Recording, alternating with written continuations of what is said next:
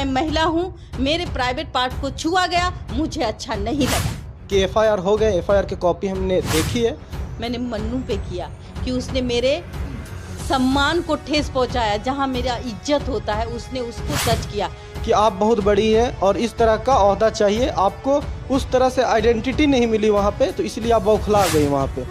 उनके फादर का जो उग्र व्यवहार था, उन्होंने कहा कि नहीं जाने देंगे और उन्होंने गेट बंद कर दिया, हम लोगों को बंधक बना लिया। ये गुंडागर्दी है। जी प्रणाम, स्वागत है आपका सच बिहार में और मैं हूँ सुमित कुमार। पिछले कुछ महीने से जिस तरह से देखिए आरती छोटू का मैटर पूरा चल पड़ा था और पटना से और बिहार के अलग अलग जगहों से जिस तरह से मीडिया अररिया पहुंचती है छोटू के हत्या को न्याय दिलवाने। अब उस मामले में है ये कि कोर्ट अंडर ट्रायल है, उसका फैसला जो भी हो, लेकिन अब उसके बाद एक नया अपडेट आता है कि आरती छोटू के बड़े भाई मोनू से शादी कर लेती है और उसके बाद एक अलग ही तरह का खबरें चलने लगती हैं। कोई अपने अपने हिसाब से लोग रिएक्शन दे रहे हैं, कोई कहता है कि आरती हंस क्यों रही है, इतना जल्दी शादी क्यों कर ली, प्यार का उसका क्या हो गया, और इसी को लेके मीडिया रोज वहां पहुंचने लगता है और इसका विवाद बढ़ते जाता है। और इसी बीच एक खबर आती है कि कुछ महिला पत्रकार से वहां पे बदतमीजी हुई, कुछ और पत्रकार से 2-3 दिन पहले वहां पे झड़प हुई थी। अभी हमारे साथ है मिसेज इंडिया रूबरू रह चुकी बबीता मिश्रा जी और देशवा न्यूज़ के ब्रांड एम्बेसडर भी हैं, और इनसे मैं इसलिए बात करना हूं क्योंकि सोशल मीडिया पे आपने एक आध वीडियो देख ही लिया होगा जिसमें आरती से और मोनू से झड़प या बहस करते हुए इन्हें देखा जा सकता है। तो शुक्रिया सबसे पहले तो हमें समय देने के लिए, इस मुद्दे पे बात करने के लिए। वहाँ पे ऐसा क्या आप करने गई थी, ऐसा क्या बोला आपने जिससे वो लोग इतने गुस्से में आ गए? अच्छा, तो मैं बता देती हूँ पहले कि हम मीडिया हैं और कब, क्यों, कैसे, कहाँ, ये कहने का अधिकार है और आपको जवाब नहीं देने का भी अधिकार है। तो जब हम लोग गए थे न्यूज़ कवर करने के लिए, तो जब हम लोगों ने कॉन्फ्रेंस करी थी, कॉन्फ्रेंस हुआ था वहाँ और सारे मतलब यूट्यूबर मीडिया के सबके चैनल थे वहाँ। वहाँ एकलौता मेरा चैनल नहीं था जो मुंह पे ऐसे ठुस के उससे बुलवाया जाए, क्यों किया, कैसे किया, ये नहीं था। वो प्रेस कॉन्फ्रेंस था, वो खुद उमेश यादव जी ने रखा था। और जब उन्होंने रखा था तो हमने बस कब, क्यों और कैसे की ही सवाल करी। और उसमें भी आप देख सकते होंगे ऑन कैमरा लाइव चल रहा था। लाइव में ये भी चल रहा है कि भाई आप देशवा में जाइए, नो कट, आपको 1 घंटा 46 मिनट का सारा वीडियो आपको दिख जाएगा, सच्चाई क्या है। मीडिया का आवाज चूंकि नीचे थे माइक्स, तो हम खड़े होते, बैठने की जगह नहीं थी, आवाज गूंज रहा था। तो जाहिर सी बात है मेरी आवाज पतली है, मुझे जोर से चिल्लाना पड़ेगा किसी के, लेकिन चिल्लाने की वाली बात ही नहीं थी। हम लोग बस कॉन्फ्रेंस कर लिए, उनको जो जवाब देना था उसने दिया। उन्होंने कहा cut to cut, next to next, तो नेक्स्ट टू नेक्स्ट हमने ही फिर वो बंद करवा दिया, ओके हो गया। जब हम लोग निकल रहे थे तो उमेश यादव जी जो आजकल बाहुबली बने हुए हैं, जो अपने आप को मीडिया का मुखिया समझ रहे हैं, मीडिया को वो चाटुकार समझते हैं और कहते हैं मैं जो कहूँगा हम अकेले बाइट देंगे, अकेले एली है ना, अगर हम मीठा मीठा बात सुनबी तो तू बाइट दे। बबीता जी, एक बात मैंने, आप जो बोल रही हैं हो सकता है आपके हिस्से की सच हो ये, लेकिन एक बात आप सुना जा सकता है वीडियो के बैकग्राउंड से, आप शायद कहते हुए पाई जा रही हैं कि भैंसुर से शादी करना कैसे ठीक है। और एक बात और आप कहते हुए सुनी जा रही है जो मुझे समझ आया वीडियो देखते हुए, कि 1 साल से पहले शादी छोटू के डेथ का हुआ भी नहीं और ये शादी कैसे हुई। तो क्या नहीं लगता कि ये उकसावे वाली सवाल थी और इसके निजी जिंदगी में आप इंटरफेयर करने की कोशिश कर रही थी? नहीं, पहले मैं आपको बता दूं, मीडिया यही सवाल करने के लिए बनी थी, चूंकि पूरे समाज में ये बात चल रही थी कि 1 साल ऐसा क्या हुआ कि 1 साल में शादी, 1 साल मतलब छोटू के मरने का 1 साल भी नहीं हुआ जो शादी हो गया। हम समाज के हिस्से हैं और मीडिया भी समाज का वो हिस्सा का एक अंग है, और हम कब, क्यों और कहाँ ये कहने की हमारी आज़ादी है।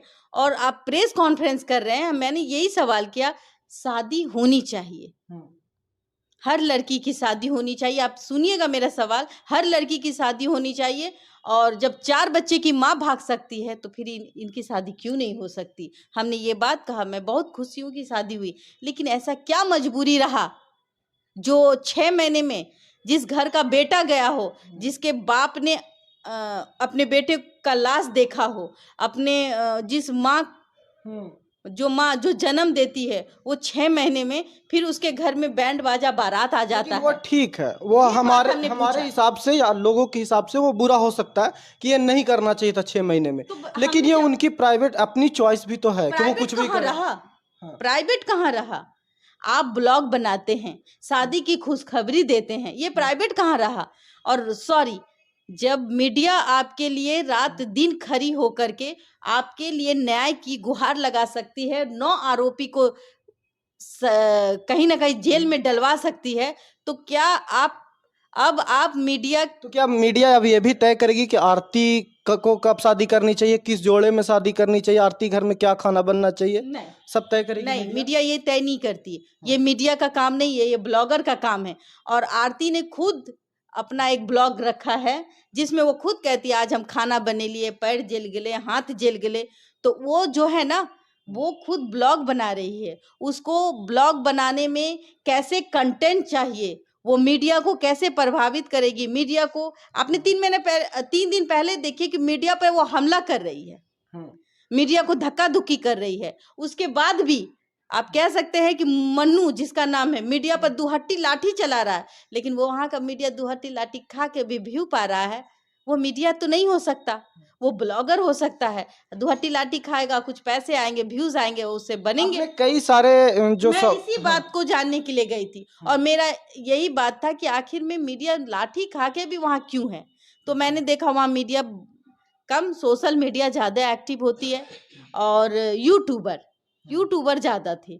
तो कहीं ना कहीं वहाँ प्रेस कॉन्फ्रेंस हो रहा था, मेरा जो जवाब था मैंने जवाब दिया। उसने, आप गौर करिएगा कि आरती, हमने कहा था कि आपको जो जवाब नहीं देना है आप मत दीजिएगा, नेक्स्ट कह दीजिएगा।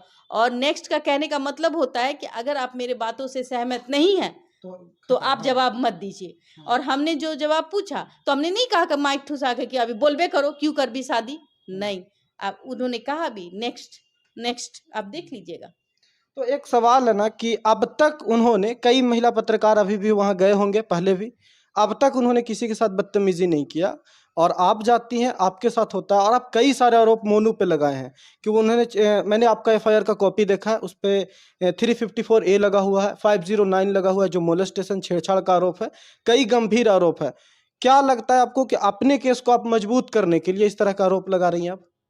क्या नहीं ऐसा तो बात है कि मुझे मीडिया में रहने का कोई शौक नहीं और मैं कोई कंट्रोवर्सी का हिस्सा नहीं बनना चाहती थी। हम एक जागरूक हैं और लोगों तक छोटी से छोटी बात को दिखाना चाहते हैं। और सिर्फ आरती छोटू के लिए ही मेरे पास, मेरे चैनल में उसके लिए कोई जगह नहीं है। बहुत सारे न्यूज हमारे यहाँ दिखते होंगे आपको। हाँ, 335 न्यूज डेली आते हैं, अपडेट होते हैं। तो ऐसा नहीं है कि छोटू आरती के लिए हम न्यूज बनाने के लिए गए थे, लेकिन मेरा एक ही मकसद था, जो आप कह रहे हैं कि छेड़छाड़, मैं औरत हूँ, मुझे पता है कि टच कैसे किया जाता है, आपको नहीं पता होगा। आप मेरा हाथ पकड़ेंगे, मैं आपके हाथ से पता लगा दूंगी कि आपने हाथ क्यों पकड़ा, इंटेंशन क्या थी, मुझे पता है। जब पीसी खत्म हो गई थी तो जरूरत क्या थी मुझे पागल कहने की? कहीं ना कहीं उनके अंदर ये डर था। आप देखे होंगे जब हमने 13 साल के बच्चे का नाम लिया तो उसके फादर जो थे बौखला गए, उनको लगा कि कहीं हमने दुखती रथ में हाथ तो नहीं डाल दिया हमने, जबकि आरती के कहने के अनुसार ही ये बात हुई थी कि मेरा 13 साल का छोटा भाई निर्दोष है।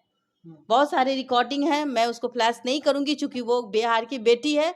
कहीं ना कहीं अब वो मन्नू की पत्नी बन गई है, कहीं उसके साथ कहीं अत्याचार न करे। कुछ मीडिया जो वहां पे आपके साथ प्रेस कॉन्फ्रेंस में थे, मैं जब ये बात, कॉन्फ्रेंस मीडिया तो थे ही, लेकिन आप वो जब हमने बच्चे की सवाल की कि वो 13 साल का छोटा बच्चा जो नाबालिग है, आपने उस पर इल्जाम लगाया, तो हाँ सब निर्दोष, सब दोषी है, सब मारा, वो डंटा मारा इसीलिए वो जेल जाएगा, वो उसको उम्र कैद होगी। उस 13 साल के छोटे बच्चे का क्या दोष, पूछती हूँ मैं। अब तो ये मामला कोर्ट में है, अब तो वो कहेंगे तब भी वो निर्दोष या दोषी नहीं हो सकता, वो तो जज के हाथ में है, वो सबूत देना होगा। ये कहीं ना कहीं हम मीडिया का दुरुपयोग हुआ है। हम मीडिया ने उनके बातों को इतना सीरियसली ले लिया, कहीं ना कहीं आज वो बच्चा हम मीडियाज के कारण ही पीस रहा है। कहीं ना कहीं रूबी भी हम मीडियाज के कारण ही पीसी जा रही है। उस दूध मुहे बच्चे का क्या जो अपनी माँ से अलग है। मेरा सवाल ये, मैं एक सामाजिक कार्यकर्ता भी हूँ, मेरा ये सवाल है कि क्या वो दूध मुहा बच्चा अपनी माँ से अलग है? क्या किसी ने उसको देखा था? नहीं। लेकिन मीडिया ने इतना ना कवरेज कर दिया, इतनी अच्छा दिखा दिए सिंपैथी। छोटू की हत्या हुई, मैंने भी पॉजिटिव न्यूज़ दिखाया। छोटू की हत्या हुई, नहीं होनी चाहिए थी, वो गलत था। लेकिन जो चीज आज मेरे साथ हुआ, 3 दिन पहले पत्रकार के साथ हुआ था, वो लोग चुप बैठ गए, मैं नहीं बैठी। इसलिए कहीं ना कहीं मैं महिला हूं, मेरे प्राइवेट पार्ट को छुआ गया, मुझे अच्छा नहीं लगा। एक सवाल है, जो हमें कई वहाँ पे जो मीडिया मौजूद थे उन लोगों में से 1-2 से हमने बात करने की कोशिश की। कुछ लोगों ने हमें ये बताया कि चूंकि बबीता जी चाहती थी कि उन्हें अब मतलब एक अलग तरीके से ट्रीटमेंट मिले वहाँ पे, कि आप बहुत बड़ी हैं और इस तरह का ओहदा चाहिए आपको, उस तरह से आइडेंटिटी नहीं मिली वहाँ पे, तो इसलिए आप बौखला गई वहाँ पे, ऐसा कुछ लोगों ने बोला है। कह दिया। अब मतलब जो लोग बोला है, उनका नाम रिवील तो नहीं करना चाहता। नहीं, एक बात बता दे, जैसे आप अभी पूछे ना, क्यों, कब, कैसे, आप मेरे से पूछ रहे हैं, आप मेरे मुंह पे ऐसा कुछ था क्या लगा रहे हैं, ठूस रहे हैं मेरे मुंह पे, नहीं ना। हम नेक्स्ट कह सकते हैं, लेकिन हम आपकी बातों का जवाब देंगे। मेरे में ये बात आती ही नहीं। अगर आती ना तो मैं कॉन्फ्रेंस में अपना माइक नहीं रखती। मुझे सच्चाई जाननी थी तो मैंने माइक रखा, और मैं जो भी सही न्यूज दिखाता है मैं उसके साथ रहती हूँ। आज आप मेरे साथ हैं, इसका मतलब ये है कि मैं आपको जवाब देने के लिए तैयार हूँ। शुक्रिया बबीता जी समय देने के लिए। और ये बबीता जी के हिस्से की सच है, और मुझे नहीं पता, बता देती हूँ कि आज जो भी वो हम लोगों के साथ बदतमीजी कर रहे हैं, मैंने उनके पापा पे केस नहीं किया है, गौर करिएगा। उन्होंने उन्होंने गाली दिया था मेरे को, पागल है बबीता, कमीना है, वीडियो में सुनी जा रही है। मैंने उनको नहीं किया, चूंकि वो मेरे फादर के समान है। मैंने मन्नू पे किया कि उसने मेरे सम्मान को ठेस पहुंचाया, जहां मेरा इज्जत होता है उसने उसको टच किया। वो मेरा बाल पकड़ लेता ना तो मुझे इतनी तकलीफ नहीं होती, मुझे थप्पड़ मार देता मुझे इतनी तकलीफ नहीं होती। उसने मेरे प्राइवेट पार्ट को छुआ, इसीलिए मुझे तकलीफ हुई। और मैं फिर भी मैं पोलाइटली, मैं वहां से जा रही थी, मैं वहां मौजूद पत्रकार भी देख रहे थे। जब आरती हमसे सॉरी बोल रही थी तो मैं वीडियो में देखा जा सकता है, आरती मैनेज करने की कोशिश, मैंने कहा कि कुछ नहीं। लेकिन उनके फादर का जो उग्र व्यवहार था, उन्होंने कहा कि नहीं जाने देंगे, और तो उन्होंने गेट बंद कर दिया, हम लोगों को बंधक बना लिया। ये गुंडागर्दी है, ये क्या है? गुंडागर्दी है। यही चीज उनको छोटू के वक्त क्यों नहीं किया? वो तो सुबह गए थे ना, 6 बजे तक तो छोटू जिंदा था। वो ये गुंडागर्दी क्यों नहीं उस समय दिखाए? एक डंडा बोले कि मारा, हम डर के लिए। और हमारे सामने, एक महिला के सामने, और इतने सारे पत्रकार थे, उनके सामने आप नहीं डरे, और छोटू के सामने डर गए। अपना बेटा को, मेरे बेटे को कोई छुएगा तो हम पहले मरेंगे कि मेरा बेटा को कोई छू लेगा? मैं पहले मरूंगी। मेरा बेटा को हम नहीं छूने देंगे, किसी को खरोच नहीं आने देंगे, पहले हम मरेंगे तब मेरा बेटा को कुछ हो सकता है। ये है माँ और ये है बाप। शुक्रिया।